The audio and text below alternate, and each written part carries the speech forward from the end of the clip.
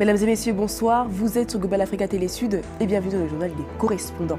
Ce soir, cap sur la République du Congo où Dave Oufrem Mafoula annonce sa candidature à la présidentielle de mars 2026. Et à Paris s'est tenue la conférence AGM Women Network, une conférence dédiée à la valorisation du capital humain féminin et à l'investissement en Afrique. Et à Brazzaville, le président du parti d'opposition, les souverainistes, annonce sa candidature pour la présidentielle de mars 2026. Ce sera là pour lui une opportunité de faire le bilan du régime en place. Un reportage signé Louis-Marcel Satou. À 3 mois et demi de l'élection présidentielle prévue en mars 2026, les lignes bougent déjà du côté des partis de l'opposition. Dave Oufrem Mafoula, président du parti Les Souverainistes, a annoncé sa candidature à cette échéance majeure de la démocratie congolaise. Ce, au terme d'un discours politique marqué par une critique sévère du régime en place le week-end dernier à Brazzaville.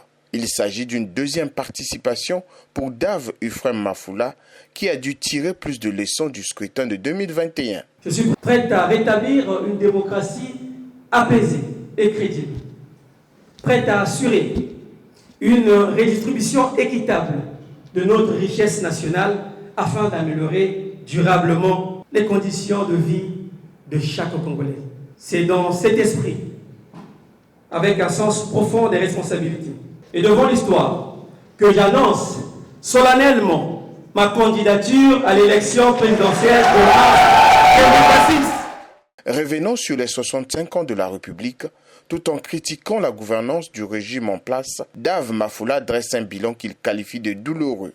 Nous sommes tous conscients que depuis près d'un demi-siècle, l'âme de notre pays est meurtrie par une expérience longue, difficile et profondément éprouvante qui affecte durablement sa cohésion et son équilibre.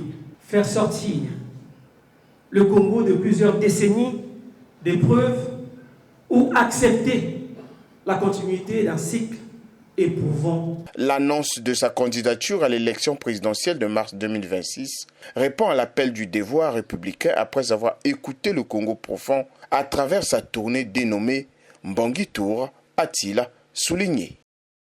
Et je vous propose à présent le retour en images du déroulé de l'AGM Women Network, une conférence où les femmes ont été mises à l'honneur avec les thématiques du capital humain féminin et de l'investissement agricole en Afrique. C'est à l'Intercontinental Paris-le-Grand qu'a eu lieu la première édition de l'AGM Women Network, une rencontre majeure dédiée à la valorisation du capital humain féminin et à l'investissement en Afrique, des enjeux clés du développement du continent. Ouverte par sa fondatrice Charlotte Libog et suivie de plusieurs intervenants dont l'invité d'honneur Vincent Dakuyo, la rencontre s'est articulée autour de 3 tables rondes. L'équation des 3 F aujourd'hui est une incontournable en fait dans la problématique du défi alimentaire en Afrique. Il s'agit de quoi ? Tout simplement d'équiper les femmes donc, en termes de financement, en termes de formation et en termes de foncier. Pourquoi ? Parce que ces femmes-là sont ces actrices justement qui assurent plus de 80% de la production donc, locale dans nos divers pays, mais elles sont donc celles qui sont le plus démunies.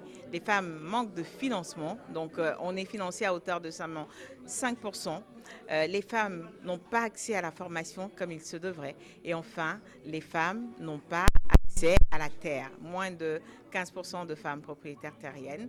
Et l'équation des 3 F est un instrument, en fait, le AGM Women Network est un instrument dédié à la résolution de cette équation des 3 F. Des activités comme celle-ci sont importantes pour nous. Pourquoi ? Parce que c'est des opportunités de promouvoir, mais c'est des opportunités aussi de faire connaître.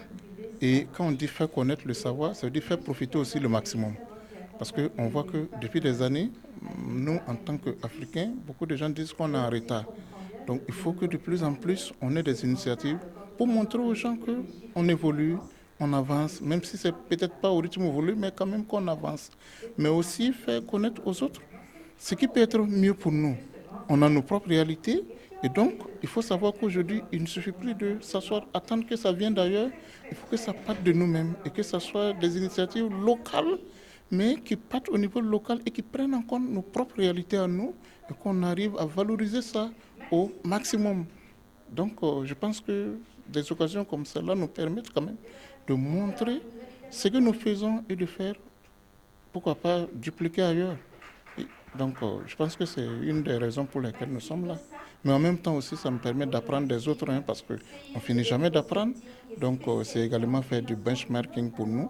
C'est de voir aussi ce qui se passe ailleurs et qu'on peut aussi utiliser pour améliorer nos propres pratiques. Les échanges ont mis en lumière l'accès au financement, la formation, la digitalisation, l'adaptation climatique et le rôle central des femmes dans les chaînes de valeur. Mais aussi un temps essentiel de networking a réuni entrepreneurs, investisseurs et partenaires afin de favoriser des synergies concrètes. Nous voulons apporter le message suivant, que tout ce que nous avons conçu, nous l'avons conçu avec des femmes et des hommes de France et de chaque pays concerné, en amenant chacun sa compétence.